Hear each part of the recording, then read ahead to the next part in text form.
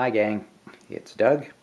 Welcome back to yet another board game channel and yet another playthrough of Arkham Horror, the card game. Decided I wanted to do just a one-off side story, all on its own, not as part of a campaign or anything. We're just going to do it all as one self-contained adventure. We are going to be doing Curse of the Rougarou.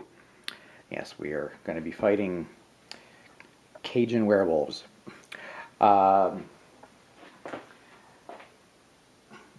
out the rules for doing a one-off are ever so slightly different. Well, not so much the rules as the deck building. But I'll cover that as we do the setup. Yeah. First part of the setup is to choose our investigators, which, yes, I've already done. So we'll just visit our investigators and see who's going to be going to New Orleans. Yep, gonna have good old Jenny Barnes. Jenny's always fun. See, there are her. There are her stats. Suddenly can't talk. Jenny Barnes, the dilettante. Keyword drifter. Actually, let's look at her bio before we look at all the stats and everything. Jenny Barnes has spent the majority of her young life in pursuit of creature comforts, fine dining, and the latest fashions. That all changed when she received a letter from her sister, Isabel. In this letter, Isabel confessed that mysterious forces were aligning against her, and she feared she may fall victim to some paranormal threat.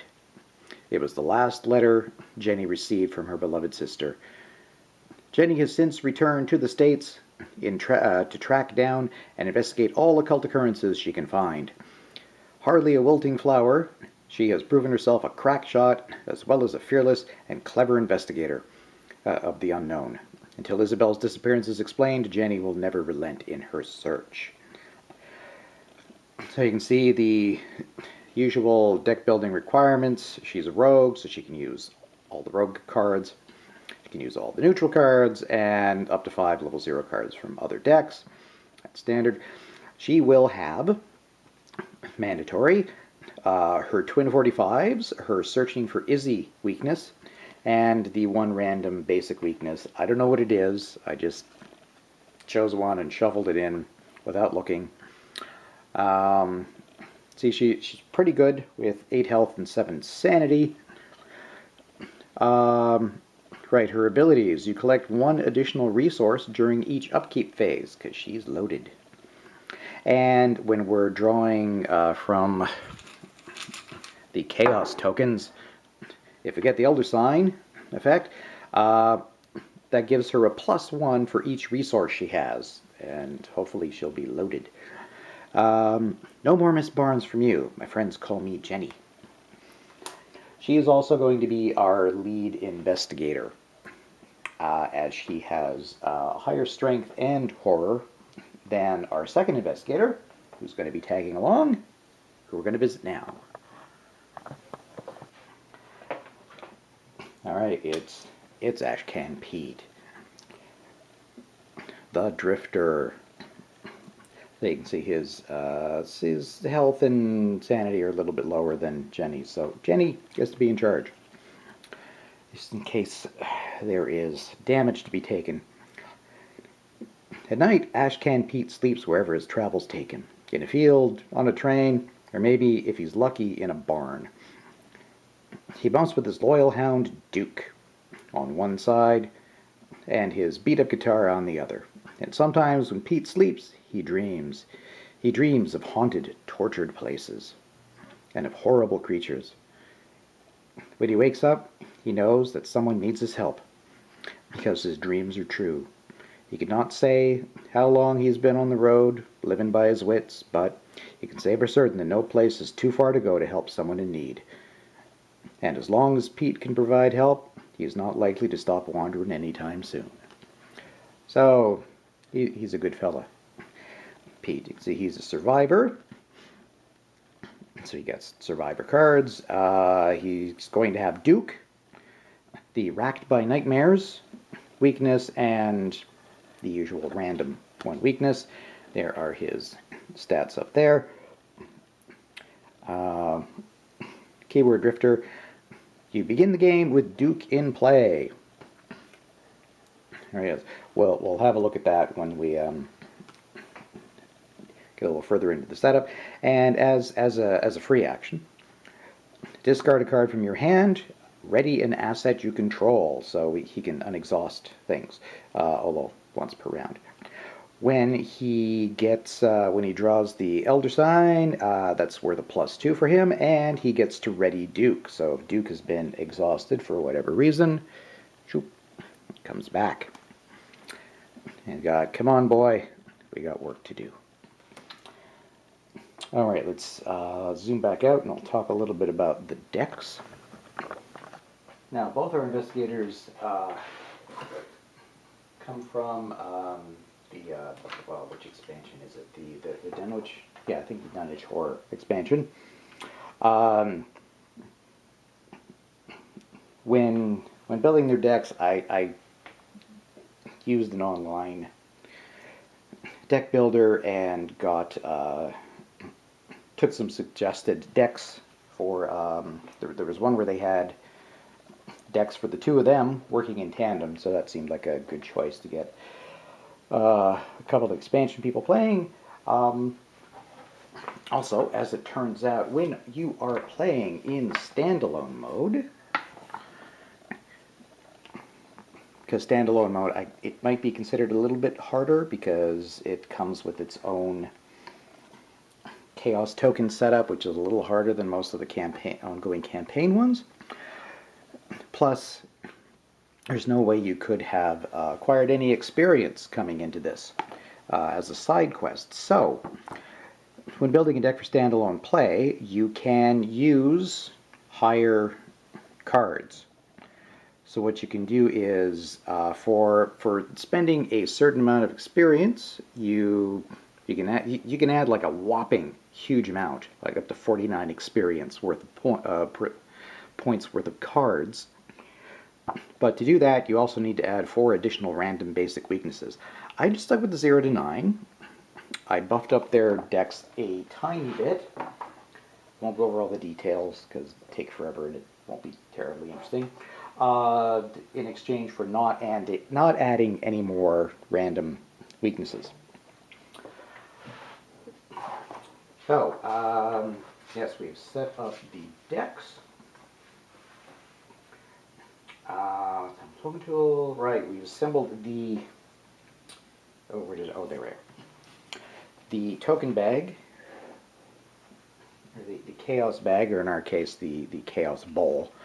According to the standalone setups, just doing standard, this game's hard enough. I just want to enjoy the story, so, but you can see there's still a lot of negatives and a lot of horrible tokens in there. So, it's not going to be a cakewalk by any means. We have collected our starting resources. They both have 5. So now we start our, we choose our starting hand of 5 for each of them. 1, 2, 3, 4, 5. See what Jenny gets, and we can, if we want to, mulligan once to take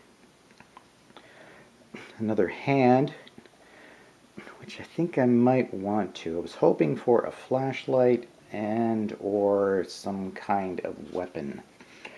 So I think, remind myself how the mulligans go. I don't remember. Do I get rid of? I think I just draw a whole new hand. I'm going to double check. Okay, no, I do not have to mulligan the whole hand. I can choose. I'm going to hold on to, well, the emergency cash, because her having resources gives her a lot of ability. Also the physical training, so she can spend the resources and do better at fighting. So I'm going to then draw 3 more to replace, and these we are stuck with? Well, I got a flashlight, which was one thing that I wanted to have available. Think on your feet, which lets you run away. And, right, double or nothing, which is a tricky... Anyway, I won't go over all of it. So, okay, that will be her starting hand. Physical training, emergency cash, a flashlight, think on your feet, and double or nothing. And we'll just shuffle the others back into the deck. All right, so we got Jenny's opening hand. Now let's grab Pete's. Now, before we actually draw Pete's cards, let's have a look at the one that he gets to start with in play. Duke. Focus. Duke, the loyal hound, who appears to have taken a bite out of something nasty there. Ally creature, Ashcan Pete deck only. As an action, we can exhaust Duke and use a fight action. You attack with your base fight skill of 4. This attack deals +1 damage, so Duke can help us hurt things more. You can also exhaust Duke for investigation purposes. You investigate with a base skill of 4. Can't remember what the skills are all called. It's been a while since I played.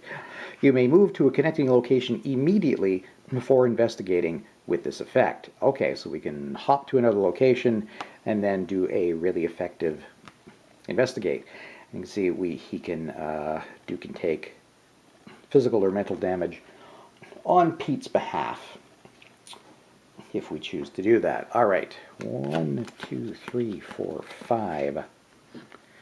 Oh wait, I didn't actually shuffle that, did I? Come on. Okay. Sloppy shuffle. 3, 5. So, emergency aid. Oh, that's for healing. Ward of protection. Oh, gets us to we get to cancel a non-weakness treachery card. Purchase cash. Ooh, fire axe and knife. Okay. You know, that's not bad. He's got a couple of weapons. Be nice to have the flashlight, but actually we're probably not going to need emergency aid for a while. We're not going to get hit for a bit. So, now, you know what? I'm going to stick with that. He picked up a couple of weapons. He's got Duke for investigating. So that will do. Drawing our opening hands now. We're going to go to the scenario description and find out what exactly we're trying to do.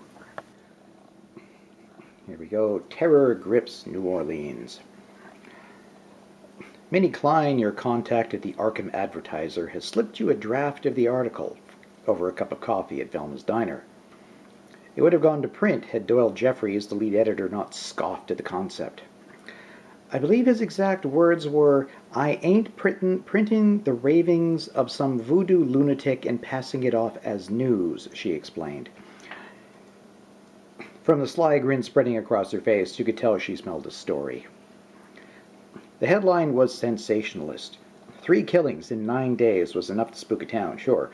But you doubt all of New Orleans is gripped by terror or even knows about the killings. Still, something piqued your interest. Lady Esprit, the voodoo priestess from the article, claimed that a malign curse had taken root in the bayou. There's something to this, isn't there? I know that look, Minnie said. You weren't sure. If Lady Esprit was right, this Rougarou wouldn't stop killing at 3, that's for sure. But curses? Wolf people? How could such things be real? Only one way to find out. You put on your coat and head for the North Side Station. So, we've set up our story. Now let's set up the game. So, we've gathered, all the cards. We've got 2 logos. One, the Curse of the Rougarou set, and the other is the Bayou set. We put the Curse of the Rougarou encounter cards aside for now. Then we've sorted each of the locations into 4 piles. There is the New Orleans cards, Riverside, and there's 3 of each. The Wilderness, and the Unhallowed. So what we're going to do, we'll just cut to them. We randomly choose one of the piles to remove those locations from the game. So one of these we will not be going into. So what I'm just going to do is grab one of each, and with my eyes closed, going to shuffle them a bit, and then grab the one off the bottom. So we will not be using the Riverside locations. So those are out of the game. Now we randomly choose one from what's left to see which ones go out first. And they will, yes, we will only be putting out one of the locations for now. The others will be put aside and presumably play into things later. So shuffling, and so we'll be starting with the Unhallowed. That doesn't sound promising, does it? So New Orleans and Wilderness will be put aside for now. Set each location, the other 2 aside, out of play. Yes, so we will be putting these 3 out, and we'll be starting, our investigators will start in the Bayou part of the Unhallowed. Let's have a look at what each of the locations says. We've got 2 here that have the same back, so we don't know what's under them. Oh, and they both just call out Ya Ya Shub Niggurath. Que tous les démons volants de cet endroit, the world is your prey, your bloodlust unending. So, heaven knows what's going on in those locations, but we will be starting in Unhallowed Bayou, the Foul Swamp. The stench of death and decay washes over you as you slog through this putrid swamp. It's hard to imagine what could live in these waters, sullied as they are by rot and putrefaction. It looks like it's going to, yes, we're going to, this location will link to the other 2, but yes, they will not link to each other.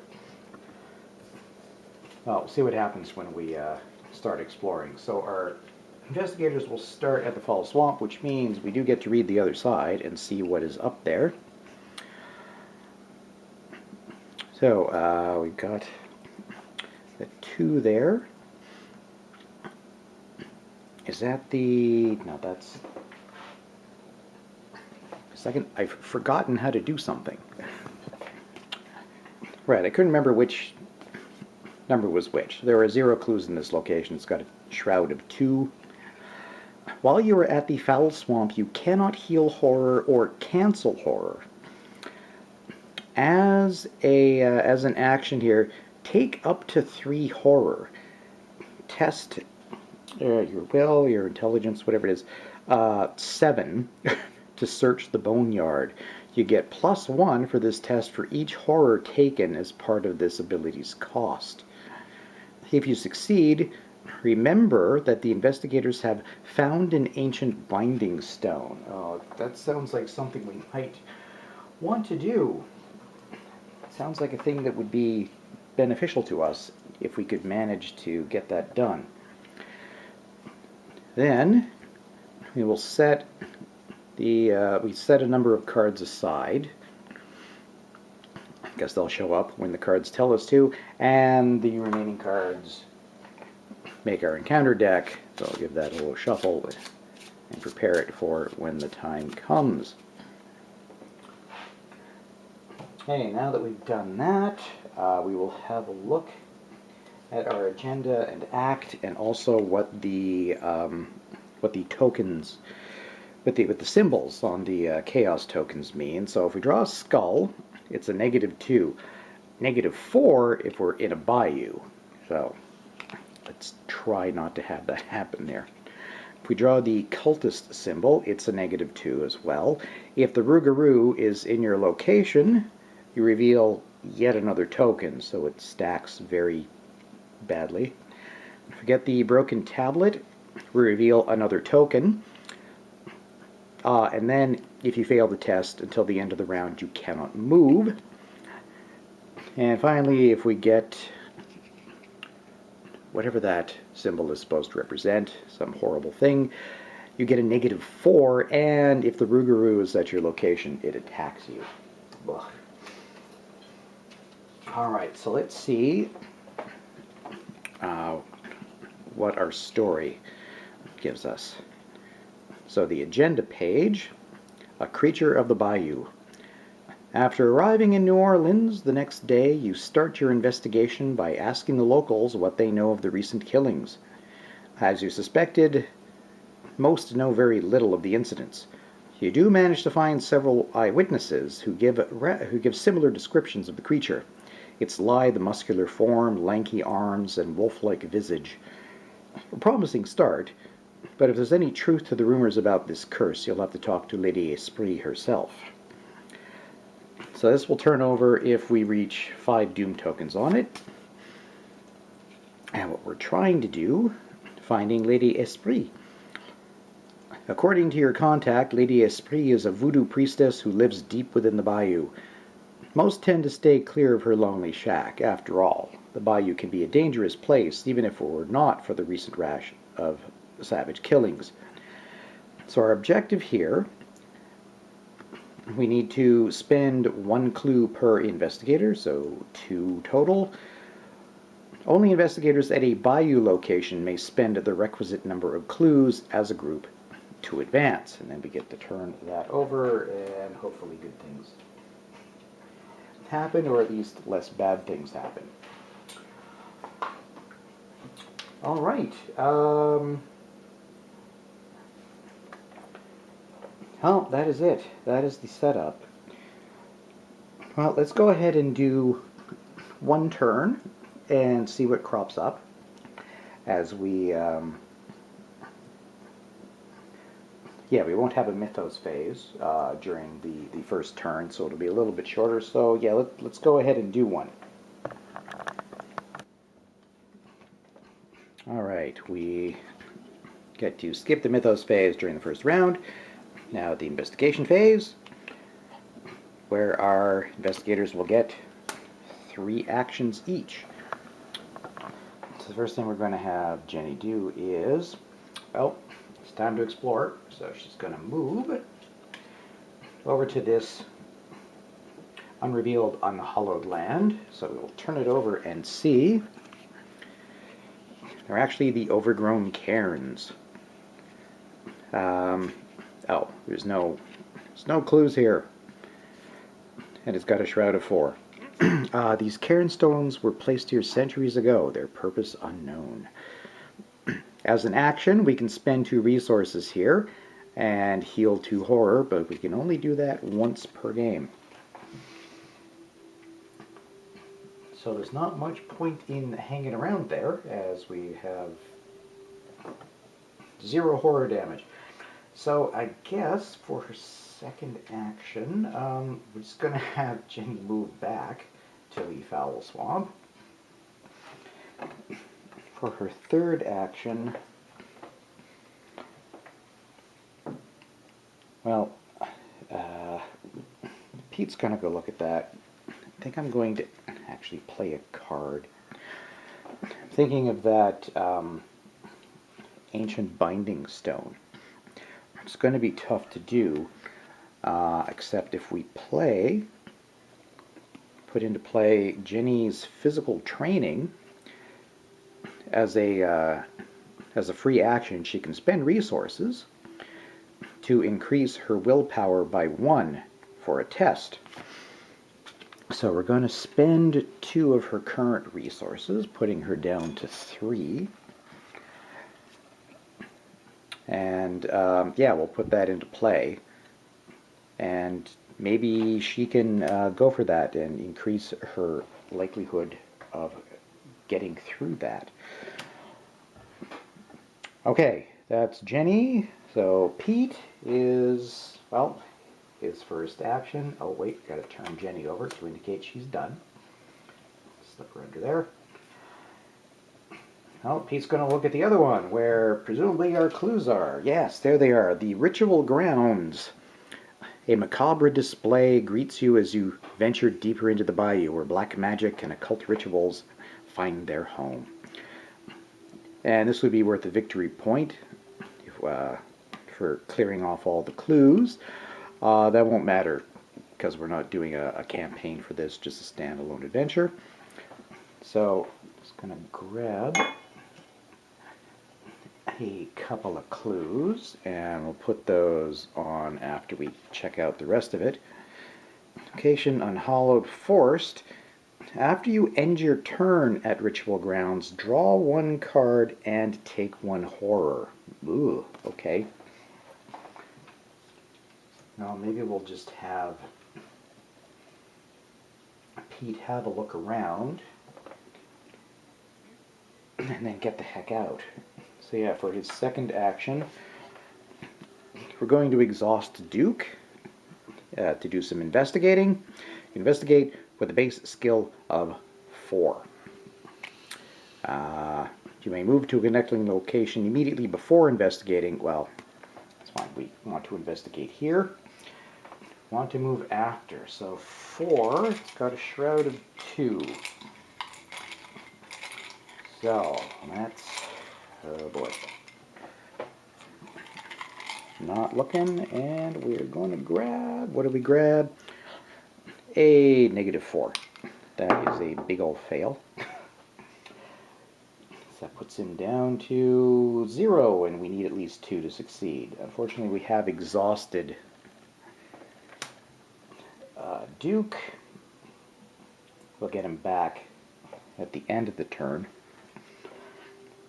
But I think for his third action, we're just going to have Pete move out of there, so he's not caught. I mean, he'd draw a card, yes, but we don't want to start getting horror already if we don't have to. Okay, that is the end of the investigation phase. We would move on to the enemy phase, but there are none. Yay. Which means now we'll do the upkeep phase. So we'll reset our investigators and then go down to their play area and finish with that. Okay, next thing we do is ready any exhausted cards. So Duke is back and ready to do more investigating. Then each investigator draws one card and then gains a resource. So we'll start with Jenny, who draws... Ooh, she's got her Derringer. So she can do some fighting if she needs to. And because she's moneybags, during the upkeep phase, she gets an extra resource. So she's back to 5. Pete will draw his other emergency cash for resources, and he will also grab a resource, putting him up to 6. Nobody has more than 8 cards, so we don't need to discard down. And yeah, that'll conclude this first turn. First turn is usually not terribly eventful. At least now we know what we need to do. We got to get over there and collect those clues so we can move on. We do have 5 more turns to do that before the agenda moves on. The agenda may still move on after. I don't know what's on the other side of those cards. I haven't played this yet. And yeah, do we want to risk going for the Ancient Binding Stone? It'd probably be, it sounds like a really good thing to have against a werewolf. think Jenny's going to have to go for that. Just spend a mess of resources and just blast through. Okay, well, we'll see what happens next time. Thanks very much, everybody, for watching. Thanks for subscribing to the channel and liking the videos on YouTube and Board Game Geek. It's appreciated. And I will see you next time for yet another turn of Arkham Horror, the card game. So long.